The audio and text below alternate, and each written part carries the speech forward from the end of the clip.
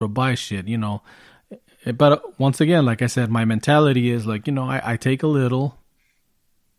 I'm not greedy. I'm like, sure. I mean, if I hit the jackpot, I hit the jackpot. But I'm not doing it with the intentions of I'm gonna make this money to fuck this person up. Right. You know, or I'm gonna do this to break this company. No. Anyway, that's wow, shit, man. We got into this shit. Yeah. Which It's is an interesting topic. Yeah, it is. It's pretty. Like I said, hey, there's money involved. So, of course, I mean, we've been talking about. A side note, real quick. For those of you that are making buttloads of money and you want to give back a little, I was just listening to this on the Joe Rogan podcast, and it kind of got me thinking. He had a MMA fighter, Justin Wren, on his program the other day, and other than being a winning MMA fighter, Justin Wren also is one of the creators of Fight for the Forgotten charity.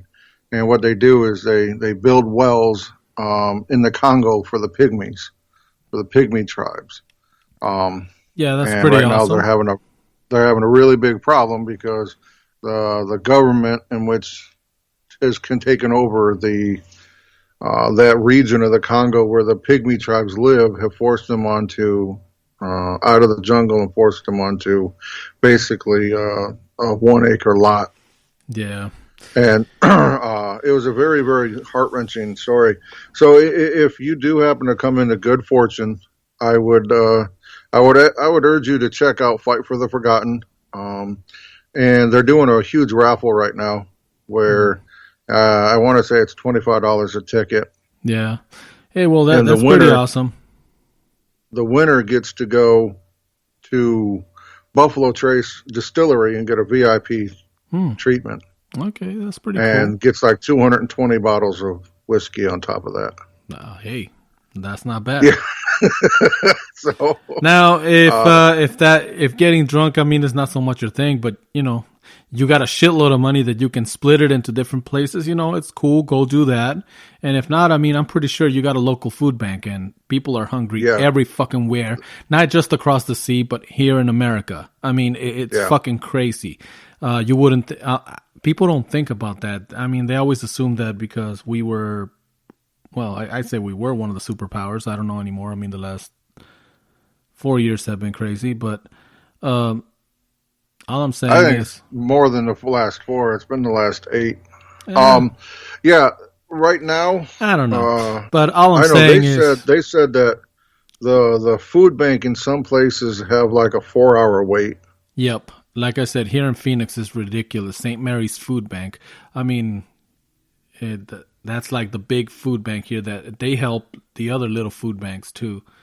So the lines in that place are crazy. Yeah, they're like miles long. Yeah, I mean, COVID-19 has fucked a lot of people out of work. Right. And now people are starting to feel the effects because now we're at the point where all the people's savings are gone. You know, they're not getting those unemployment checks anymore from the government, or if they are, they're not very much. And so now they're on the verge of losing their homes. They're having to legitimately make a decision. Do I save my home or do I put food on the table? Yeah. I mean, these are 100 real things that people in this country are feeling right now. Yep. And, you know, so yes, by all means, please support your local food bank. Yeah. Please donate, do whatever you can. Even if you can support by donating, 2-3 hours of your time. Yeah, anything helps. Well, that's for us little people, but for you rich fucks, hey, come on. Now you can shell out some dough. Come on, feed some people.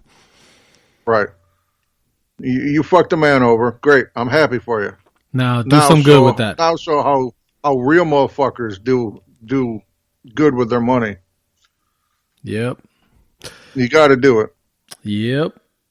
Yeah. All right. So that's we've been cruising pretty good, covering some hard topics. Well, that's the one. I mean, it's funny and sad and thrilling and scary at the same fucking time. All at the same time. It's kind of like when you get your first piece of ass.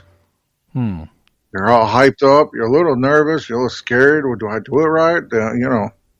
And then the moment ends about 30, 40 seconds later, and you're like, holy fuck. Yeah. Sorry. Something like that. My mind went there. I apologize. Okay. All right. Well, let's see. That's one of the things that's been going on. I guess that's the big thing. I mean, that's so far. Yeah. And it's distracted us from other things. I mean, last episode, we were asking for your thoughts and prayers for a very dear friend. And sadly, he lost the battle to COVID-19. Complications. Yeah. I think it was pneumonia that ended up getting him. Which is what people with COVID-19 usually, I mean, that's the big killer right there. Pneumonia. Yeah. Pneumonia usually it's yeah. To I don't know, to say that this man was a close friend was yeah. Close. It's the only way we really know to put it into the terms, but he was so much more than that. He was a mentor. He was a very, very hell, a father. He was figure. the mentor. He was a mentor you didn't know you needed, and he would mentor without sounding like a typical mentor. Then again, for me personally, he was also funny as fuck. Yeah. He was a kind of man that that would teach you how to be a leader, not through his words though, but through his actions. Led by example. In every purest definition of those words, he led by example.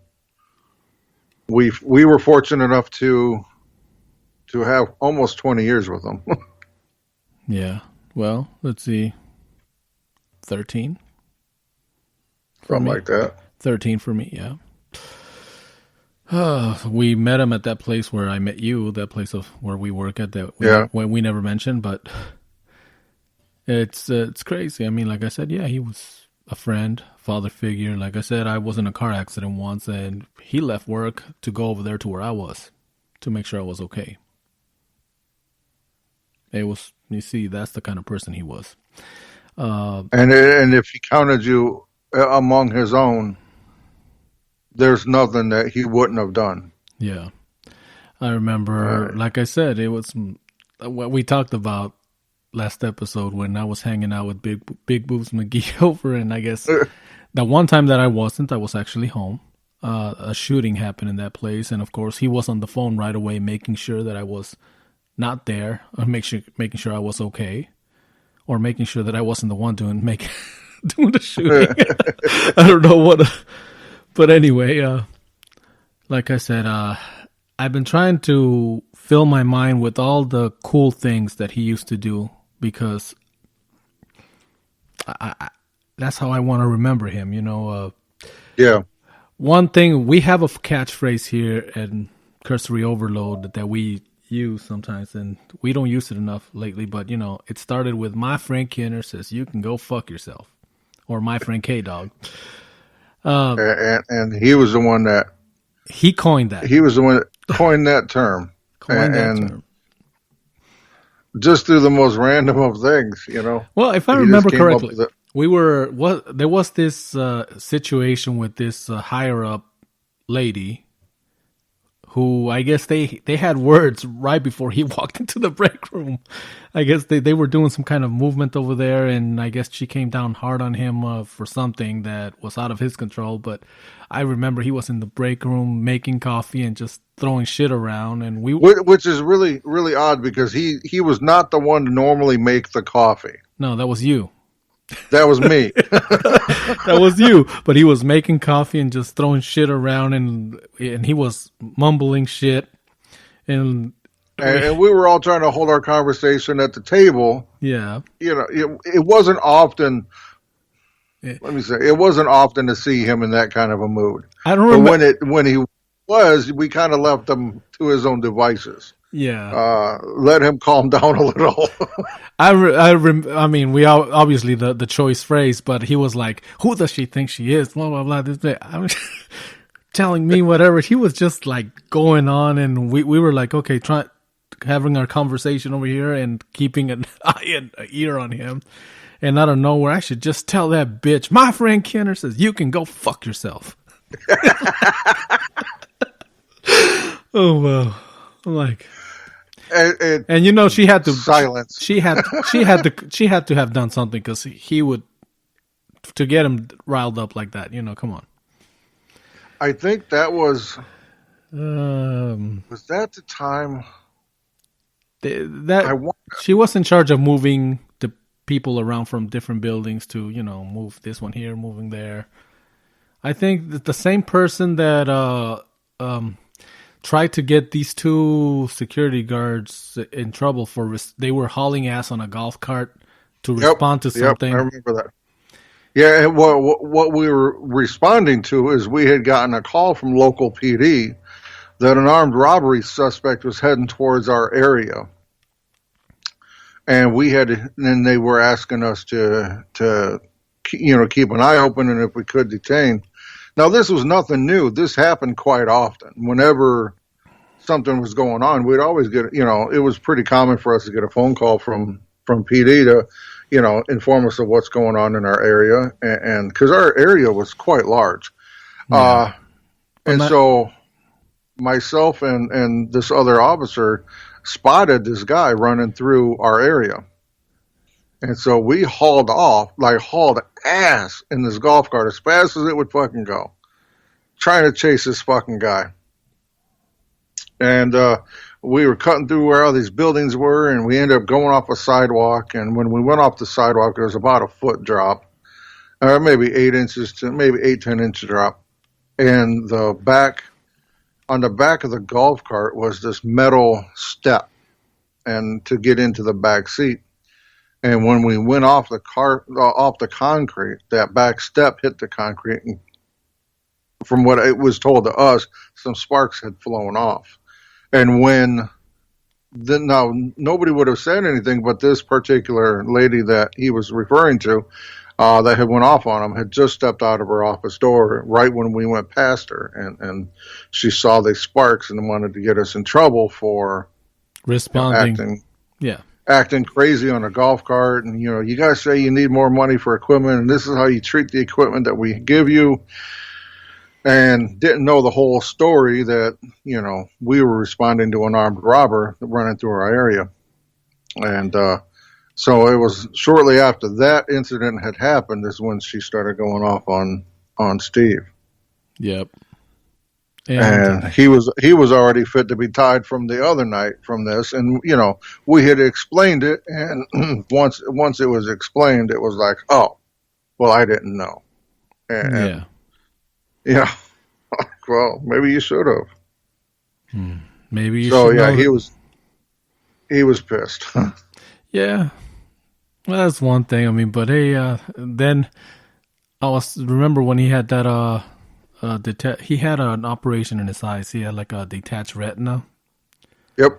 And he was out for a while, and there was this young kid asking, "Where's Steve? Where's Steve?" And he's like, "Oh, he had surgery because he had a detached retina." And we had that kid going. Well, actually, you came up with that crap. Actually, you told that kid that Steve. Yeah, go ahead, man. I says, Steve would come back, and old boy says Steve had a black eye, and because of the surgery, of the swelling. And he had asked when Steve wasn't around, "How did he get that black eye?" I said, "Well, he's a trainer fighter. He's part of the UFC, and he trains UFC fighters." He says, "Oh, blah blah blah. No, he's not. Blah blah blah." I said, "No, you dumb fuck. He doesn't fight. He trains them." And one of the new up and coming fighters caught him with a quick left or something along that line. And this kid took it hook, line, and sinker. I know, because he was hounding him for 2 weeks, for about 2 weeks, asking if he would train him. Oh gosh! Well, then again, this kid wasn't so bright. I mean, he looked for a koala.